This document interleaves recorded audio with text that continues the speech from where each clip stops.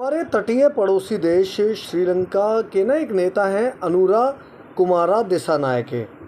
ये जब फरवरी में हमारे यहाँ आए थे ना विज़िट पे, एक सरकारी विज़िट पे आए थे, तब विदेश मंत्री एस जयशंकर से मिले थे। उस दौरान तब किसी ने ये प्रिडिक्ट नहीं किया था, किसी ने नहीं सोचा होगा कि फरवरी के 6-7 महीने बाद यानी अब जाके यही दिसानायके श्रीलंका के राष्ट्रपति बनेंगे। अब ये बन गए भाई। कल तो घोषणा भी हो गई इस बात की।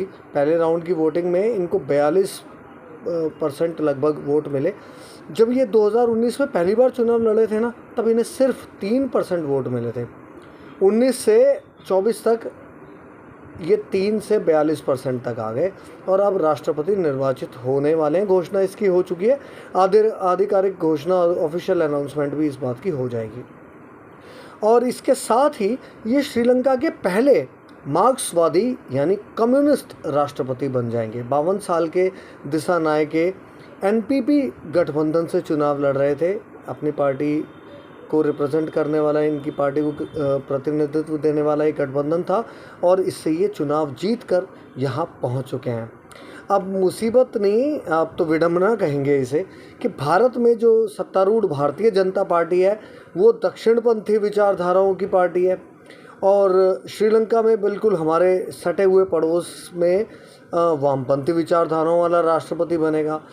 लेकिन अब इस विडंबना के बीच तथ्य ये हैं कि हमारे यहाँ जो श्रीलंका के विशेषज्ञ हैं, विदेशी मामलों के जानकार, वो ये मानते हैं कि अब वामपंथ, श्रीलंका का जो वामपंथ है, घरेलू जो कम्युनिज़्म है, वो अब उस तरह का नहीं रहा है जो पिछले 2 साल पहले तक था। इन 2 साल में उन्होंने भ्रष्टाचार, अलगाववाद, आर्थिक संकट जैसी बहुत सारी दूरियां तय की हैं। लेकिन अब जो भी वह राष्ट्रपति बनेगा, इनकी वजह से वो भारत का हितैषी ही होगा, क्योंकि भारत ही इस उपमहाद्वीप का ऐसा देश है जो अपने पड़ोसियों के साथ बढ़ चढ़ कर भाग लेता है, उनकी मुसीबतों में हिस्सेदारी करता है और उनकी मुसीबतों को अपनी मुसीबत समझता है। ये हमने पिछले कुछ सालों में दिखाया है और ज़ोरदार, शानदार, जानदार तरीके से दिखाया है।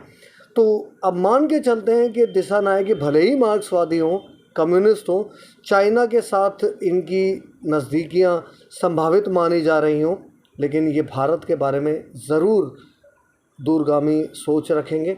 ऐसी शुभेच्छा के साथ फिर आऊँगा अगली खबर लेकर। नमस्कार।